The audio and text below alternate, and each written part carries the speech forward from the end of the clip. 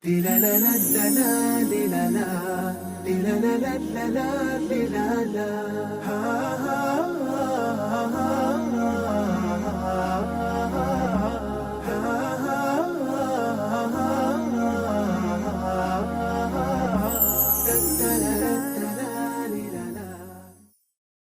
alaikum wa rahmatullahi wa barakatuhu. Welcome back. You're with Najman Sari and we're connecting with the Quran. We're going to be looking at Surah Fussilat. It's got a double name. It's Surah Fussilat and Surah Hamim Sajdah, because there is a Sajdah in this surah. So before we start, I'd like you to listen to a recording of the first few ayahs. So Bismillah. أعوذ بالله من الشيطان الرجيم بسم الله الرحمن الرحيم حميم تنزيل من الرحمن الرحيم كتاب فصلت آياته قرآنا عربيا لقوم يعلمون بشيرا ونذيرا فأعرض أكثرهم فهم لا يسمعون وقالوا قلوبنا في أكنة مما تدعونا إليه وفي آذاننا وقر ومن بيننا وبينك حجاب فاعمل إننا عاملون. Sadaqallahu al-Azim. So those are the first few ayahs of Surah Fussilat. And so, Bismillah wa salatu wa salam ala Rasulillah, Rabbi shrah li sadri wa yassir li amri wa ahlul uqdatan min lisani yafqahu qawli. And it starts with Hamim.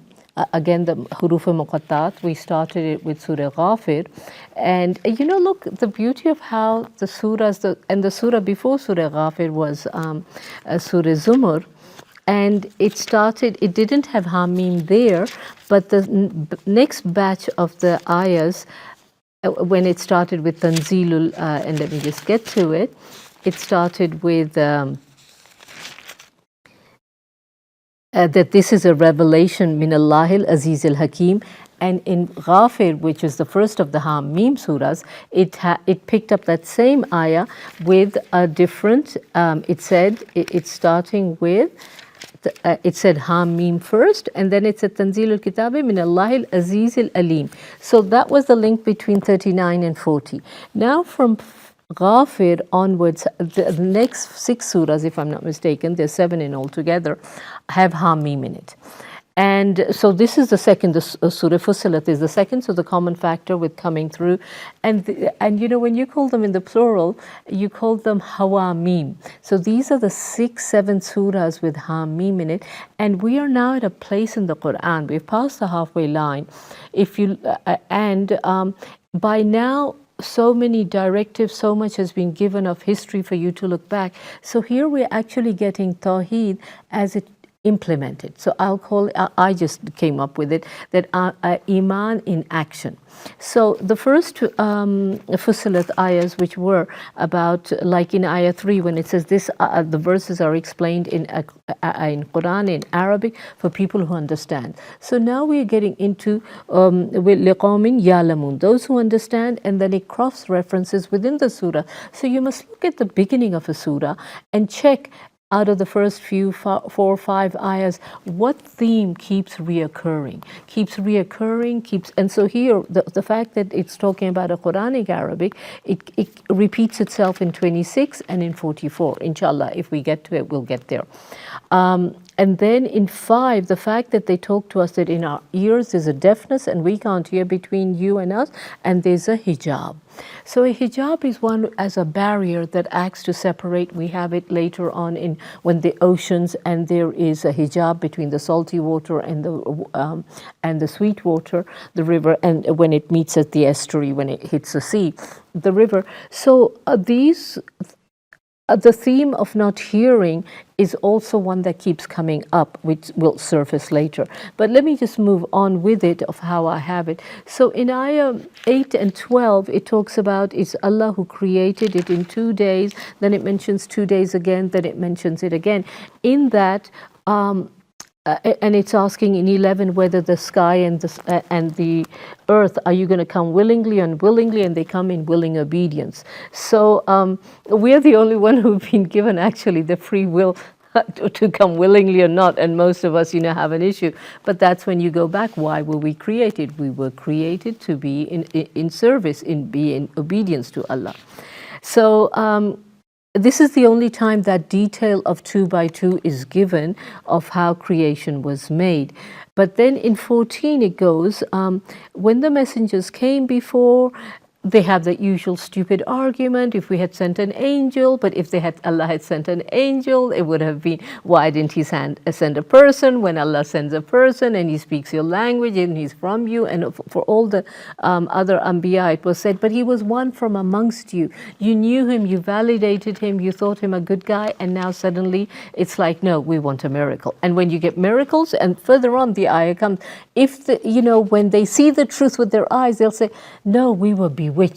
So this kind of shifting the goalpost always to get their way is another stupid way of the munkar, the ones who don't want to believe. That's how they keep getting into it. So back to the idea of sight, that we are deaf. So subhanallah, in ayah, when the enemies will finally get there in 19 and then in 20, at length when they reach the fire, their hearing, their sight and their skins will bear witness against them. And they will say to their skins in ayah 21, why are you bearing witness against us? And they say, Allah has given us speech, and the way He created you in the first time, He's given us speech, so now we're going to talk. And the beauty, I used to think that, eyes and ears, you can think of, I'm hearing foul language, I'm listening to bad stuff, ghiba, and I'm watching bad stuff, pornography, anything else. And it took me a while to get, but the skin, what is the poor skin doing? Yes, it can be hitting people, it can be oppressing people, but also think of the tattoos. Think of how we damage our own skin with tattoos. So the skin can complain so much so, for me who choose their nails, I sort of keep telling my nails, I hope you're not going to complain against me. You're not going to, say.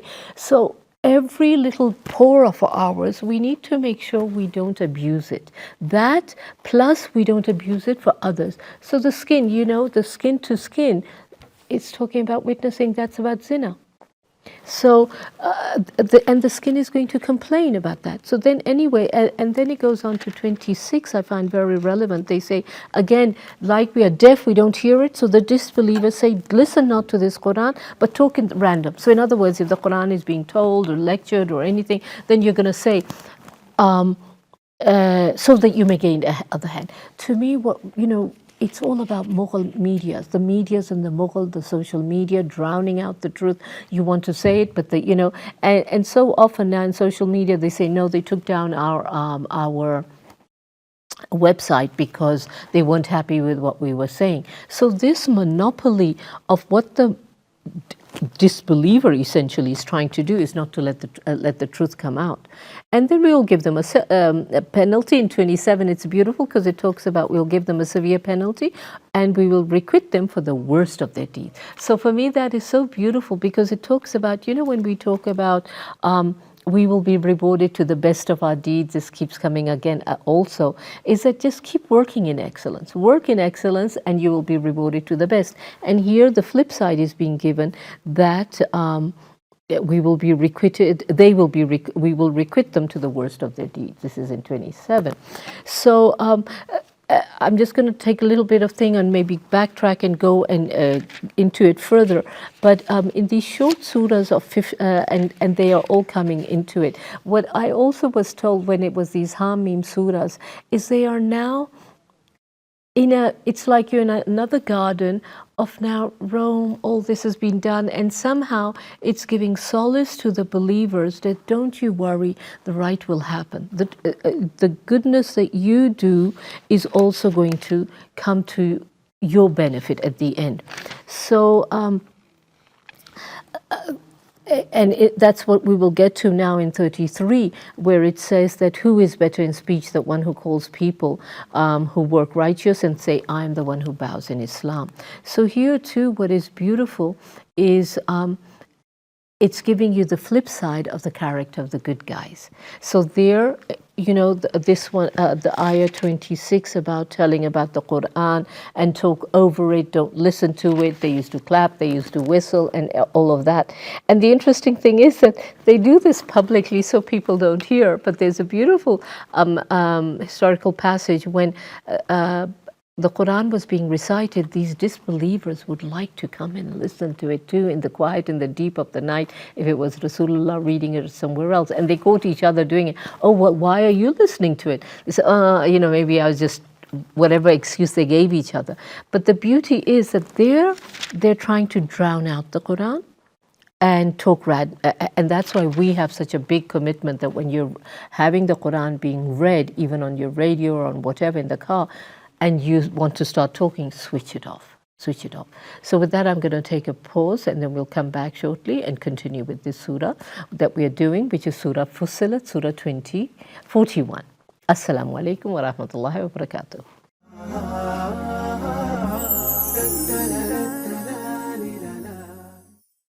Assalamu alaikum wa rahmatullahi wa barakatuh. We are looking at Surah Fussilat and comparing the concept of how disbelievers want to drown out the Quran and when it's being heard. So, related always to your life or our lives, what's going on, what's happening on social media. Always, and alhamdulillah, there's more and more good thing happening, but invariably they get shut down if they're saying too much and, such and such whatever news channels are not happy with it. So and I'm contrasting it with what happens in Surah 33 to 35, and inshallah we will just listen to a passage on it from the Quran. So bismillah, we'll listen to that now. ومن أحسن قولا ممن دعا إلى الله وعمل صالحا وقال إنني من المسلمين ولا تستوي الحسنة ولا السيئة ادفع بالتي هي أحسن فإذا الذي بينك وبينه عداوة كأنه ولي حميم وما يلقاها إلا الذين صبروا وما يلقاها إلا ذو حظ عظيم. Assalamu alaikum wa rahmatullah. So that was ayah 33 to 35 of Surah Fussilat. It's also got a name Hamim Sajdah because it's the second one of the series of Hamim, and because there's a Sajdah in it, it's called Hamim Sajdah, and that's how you distinguish that Surah Hamim Sajdah from Surah Sajdah, which was Surah 32, which was plain and simple called Surah Sajdah. So I call this Iman in action of how you need to be, of who is the one who calls a person to Allah and says, I am in Islam. So that opens a whole range of what Islam constitutes, of how you need to be your akhlaq. And this is what we did in the previous surahs when we looked at Iman, Ihsan, and Ikhlas. Of those are the characteristics of that get encapsulated within us being in Islam. And in ayah 34 is also beautiful when it said that goodness and evil cannot be equal. And what is better than one who, if you are a believer and so on, a Muslim, and extrapolate from it whatever goodness you wish to, so much so that where there was hatred, he becomes your friend. And this is the beauty when you see people even at work or otherwise, and you've got a bit of something going on, but eventually when you get to know them, when you are in your dealings so decent that they also had decency, but they had whatever arrogance coming through, and that they become your friend. So that's a beautiful, we have it also given to us, don't take disbelievers as your intimate friends, but with your behavior and character, you can bring them to Islam. So that's the beauty of there. And then I love ayah 35, which talks about, and the translation I have, that no one is granted such goodness except those who have sabr, ma yulaqaha ila zul hazmil azim. But the people of great good fortune is what I have in mind thing, but it talks about that sabr to do with self-restraint. And I love that self-restraint resonates in that, you open your this, and let's say I just want to check where that surah, where that ayah, where those words came, and I Google it and I say how many times does sajdah come in the Quran, and that's all I wanted to check out. And lo and behold, the next minute, because of the streams that comes, whatever it's called, news stream or reel or whatever, it's given you on all corners 4 different activities. What is an epidermis? Or what is an elephant? Or something else. Where does fur come from? Any stupid itsy bitsies that come, and I get derailed, and I go and click. And so from looking at wanting to know how many times sajdah comes in the Quran, I'm derailed into useless stuff. So I love that ayah which says about self-restraint. Can we, when we open this, just say, I'm only going to check so-and-so's mail because that was an important mail and that's what I needed to know, or my WhatsApp or whatever, and beyond that, I'm not going to move. I'm not going to get derailed and start looking this forward and that forward and that. And actually, it's a beautiful thing. One of our teachers also talked about how this is a disease, 90%, 10% it's of value. And for everything, it says, Allah says, there is some value in it, but there's more harm in it. So look at it that way, that yes, we have these social medias, maybe they're doing very good, something, but it was beautiful. Another, totally off track, but some other thing, they said, yes, what you're saying isn't wrong, but has blasting good people done you any good? It was in the context of, you're sort of for women's right or this or that and getting feministic about the Quran or something, but has that really done any Muslim woman any good, whatever you're doing, because you are showcasing? So I don't want to derail into those arguments, but what it's saying that the self-restraint is what will work for us. So that is Iman in action. Being in goodness with people, that's what's in a good thing. So, and 36 goes on to that Allah hears all things, and then the beautiful thing is 38 is a sajdah.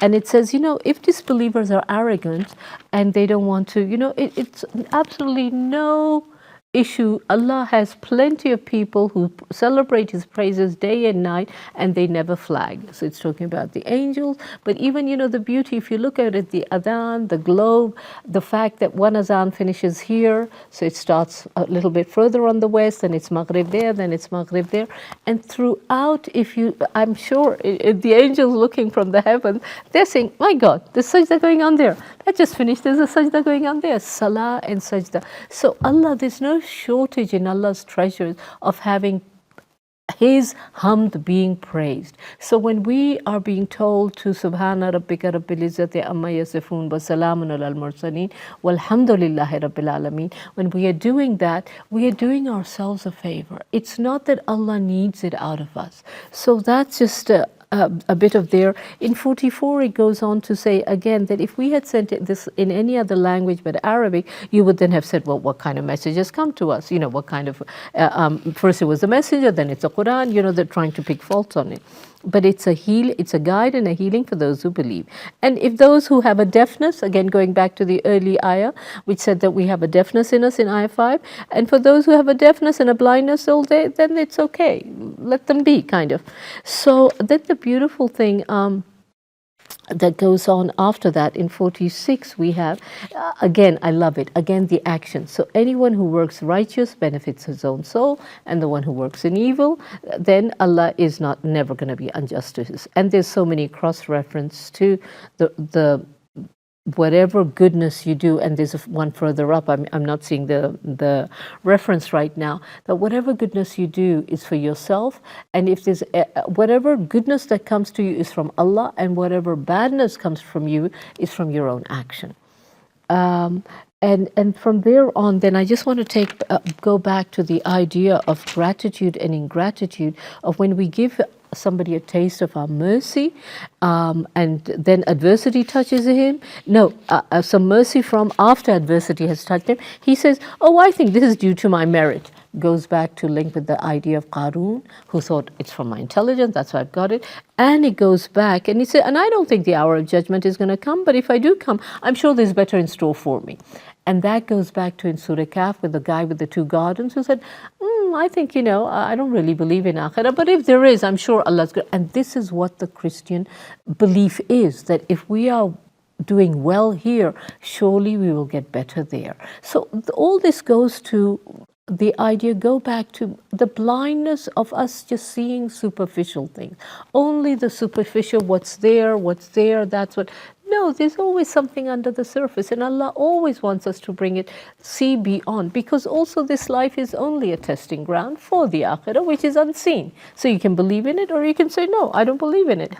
But you see the earth be barren in winter, and then suddenly it flowers again. So can't you think from there that you will also be underground and then you will be raised again at Allah's time, in Allah's Mashiach? And so it ends off that indeed if there's doubt concerning the meeting with their Lord, well indeed He has all things, بِكُلِّ شَيْءٍ مُحِيطٍ. Everything is within Allah's hands, within His grasp. And then we will see in the next surah how the similar ideas keep cropping up, but from these memes, take home, see if you can, and underline and see how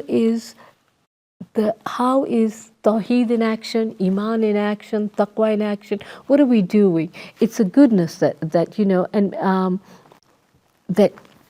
emanates the whole time, and it will reap dividends like Hal Jazaa Lisan illa Lisan in Surah Rahman. There is no recompense for goodness other than goodness. So with that, I'd like to end off. Subhana rabbika rabbil izzati amma yasifun wa salamun alal mursalin walhamdulillahi rabbil alameen. Assalamu alaikum wa rahmatullahi wa barakatuh.